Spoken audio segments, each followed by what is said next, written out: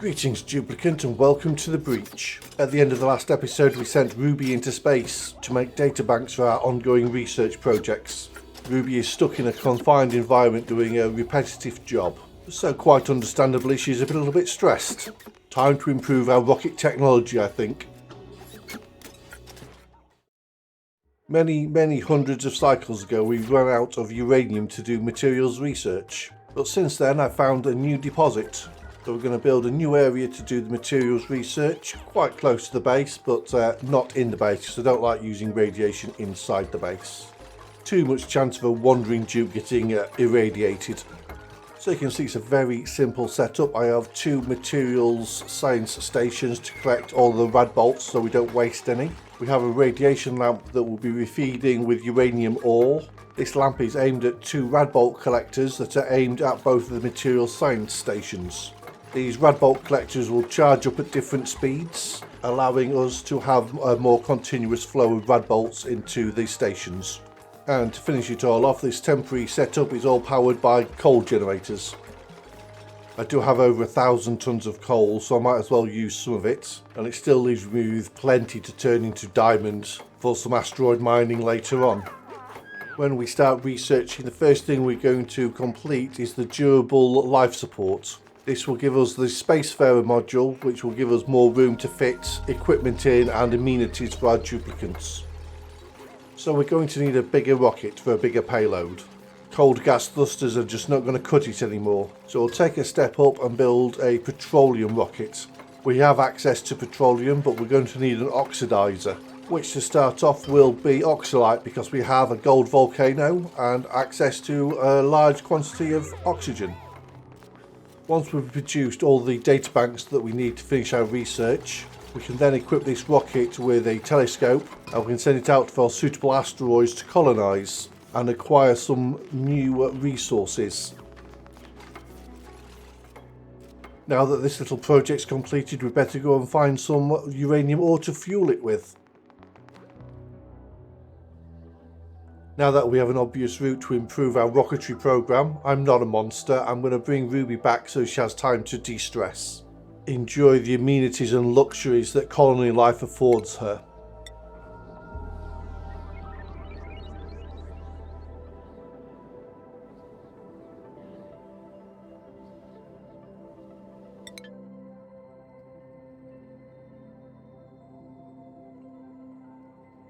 It looks like she wanted to get home real quick, though I can't say I don't blame her. Now that Ruby's home, we want to make sure that she's sleeping in a comfortable bed. She has just been hunkering down on the floor for the last few cycles, so a nice luxurious bedroom should do the trick. Also, being able to sit and eat will be a great improvement, and maybe access to condiments as well. Well, that should give me plenty of uranium ore to start the research with. And to be fair, if I need any more, I can just come and dig more out. Hassan gets on the case and quickly gives me a few hundred kilos of uranium ore to work with.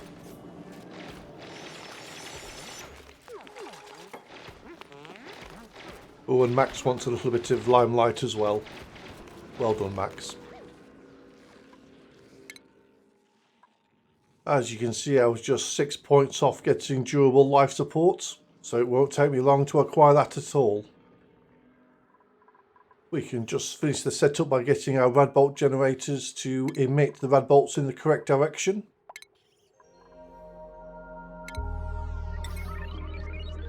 We then hook everything up to the power and we're ready to start researching.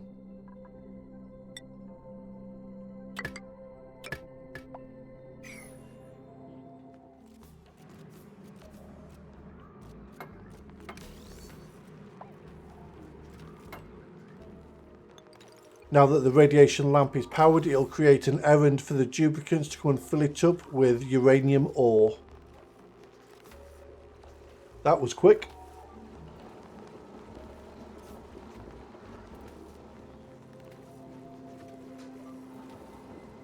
The science station was hit by the Rad Bolt, and along comes a duplicant to do the research.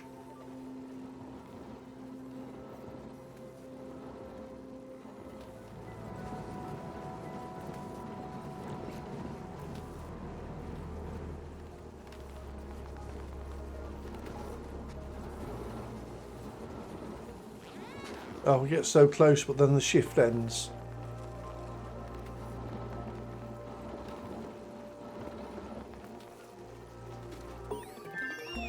Excellent work there, Stinky. We can now choose the next thing to research, and it looks like improved petroleum propulsion is partially researched. We'll get on that. Yeah, we don't have any asteroids that are close to us that are going to be easily colonizable, so we're going to need the extra range.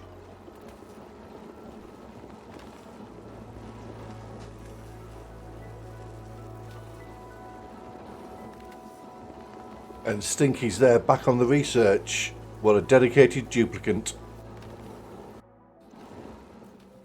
On our second colony, Cultivista, we're having to do some repairs. The roof appears to have a hole in it. Because we have metal asteroids on this colony, they do hit rather hard and manage to chew through the natural tiles. And we're going to have to upgrade our defences and build some bunker tiles, using up some of our precious steel.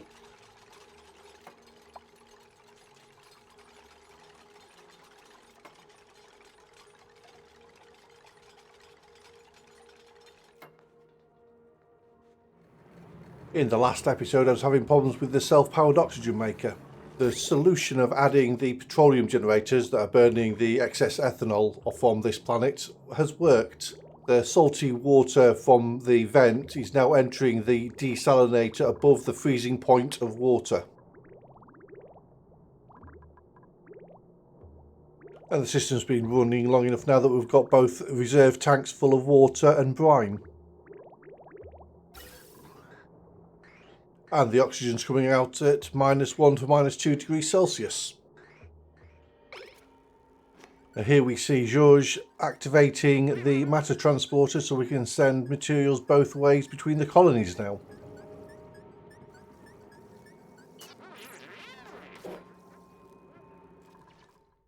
The oxalite refinery is going into the industrial brick, so I'm looking at the overlay to see if there's an easy way to plumb some gas in there.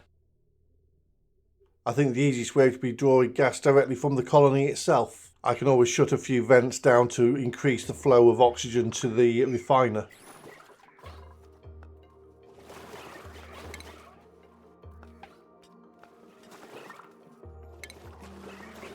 Just me checking all the tabs to find where the oxalite refinery is.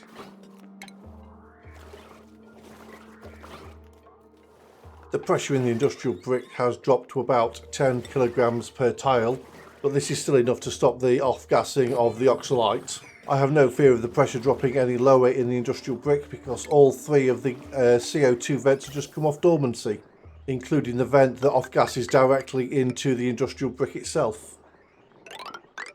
The plan is for the oxalite refiner to be only a temporary setup, which is mildly amusing because you know me and my temporary setups, they last hundreds and hundreds of cycles.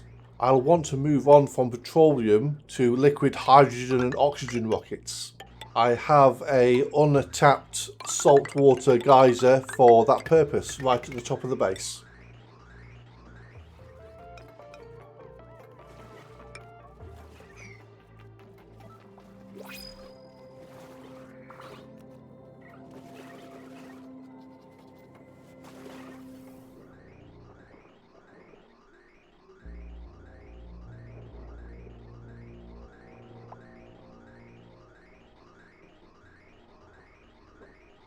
The duplicant delivers the gold to the oxalite refinery, where oxygen and gold are combined to give us oxalite, which we'll be using as the oxidizer for our rocket and a way of supplying oxygen within the capsule itself, though I have the option of changing this to using algae.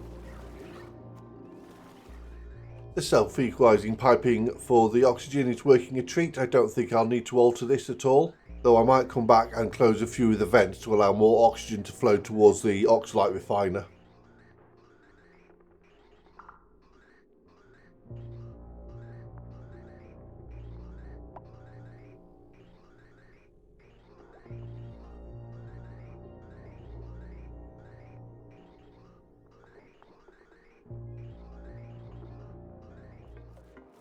Time to build everything for the new rocket.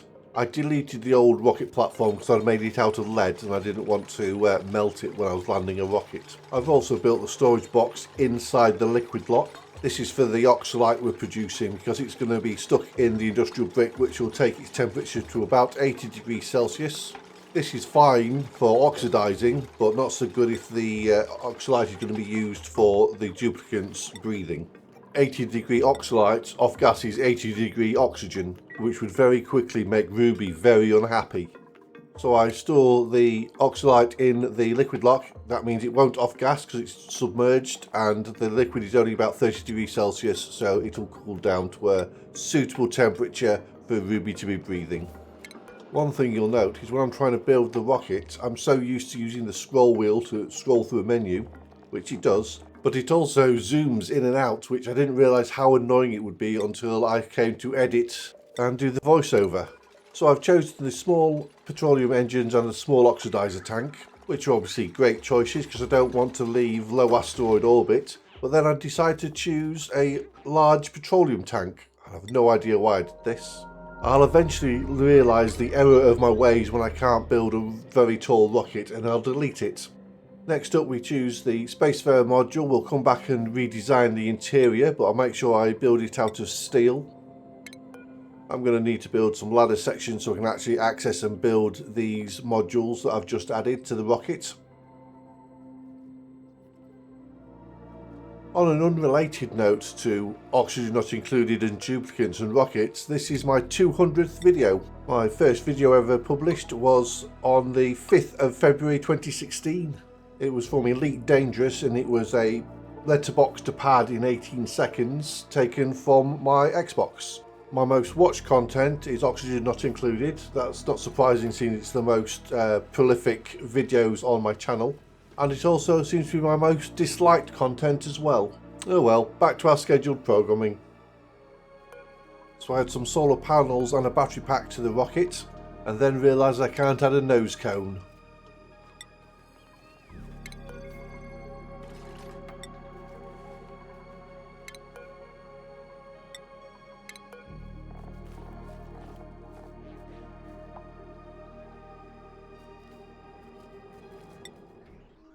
After checking on the oxalite refinery, it's not getting a lot of oxygen through, so I'm going to close the vents in the base and just directly take all the full line of oxygen.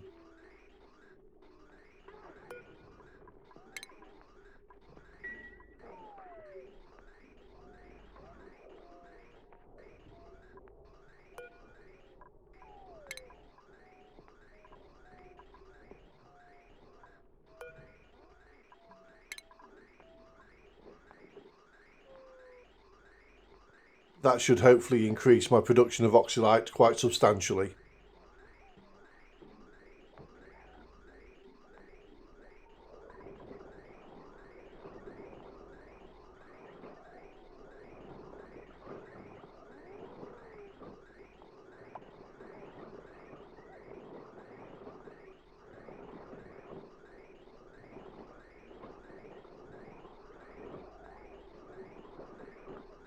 The oxygen is now backed up at the oxalite refinery, so we are now working at maximum capacity.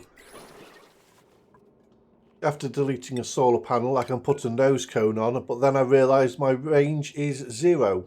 I then spend a lot of time trying to figure out what is wrong. But thanks to the magic of editing, you don't need to see me messing around trying to figure out what is wrong. And there we have it, the solution to my problems. Delete the large fuel tank.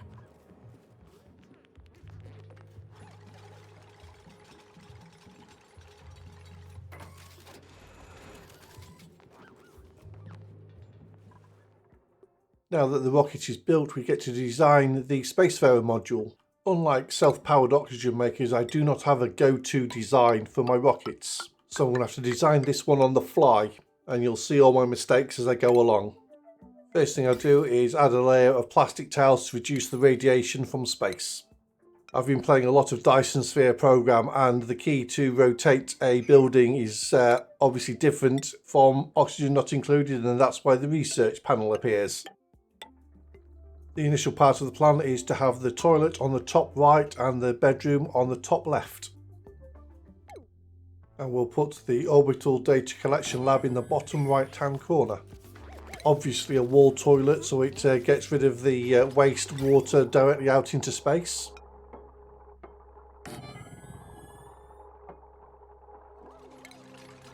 I did nearly forget to add the plumbing in for the toilet.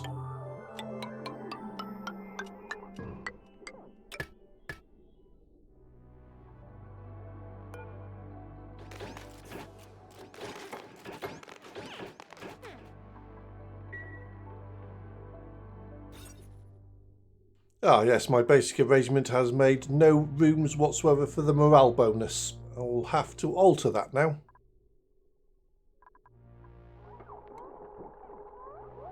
Well, the washroom will give us a morale bonus, so that's good. But we're going to delete the rocket control station to give us some extra room to expand the bedroom now. And after a little bit of rearrangement, we now have a bedroom and a latrine. And we obviously want somewhere for Ruby to eat, so we'll make a mess hall for her.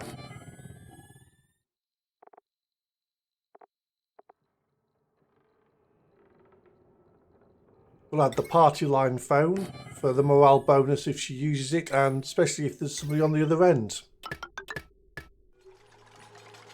We've added a few decor items to the build to make it more enjoyable for Ruby to live in. Now we need to transfer some resources. So we build the storage bin and start adding what we want to the bin. We'll get a load of plastic transferred because that's what we want to do up here, orbital data collection. After that we'll get some oxalite stored up here as well. And that is why we cooled the oxalite down to about 30 degrees Celsius. I've just spotted a problem with my piping. An unreachable build. Looks like I'm going to have to delete the cot and get up there and do the pipe work. Build the piping, replace the plastic tile, delete the ladder section, and then add some berry sludge to the rocket.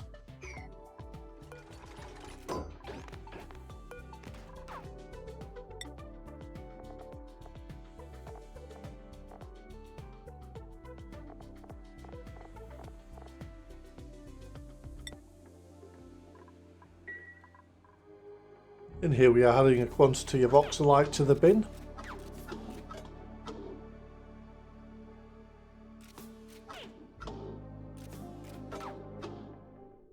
That could have been embarrassing, but I did remember to add water to the toilets eventually.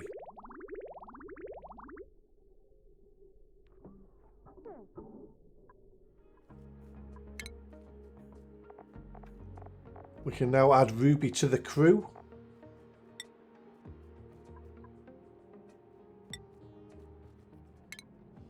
Clear that space debris out of the way.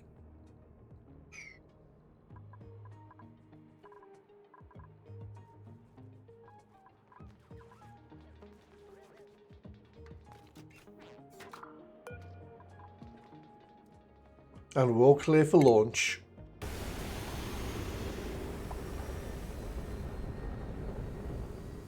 Oops, things are melted. That's going to be a future me problem.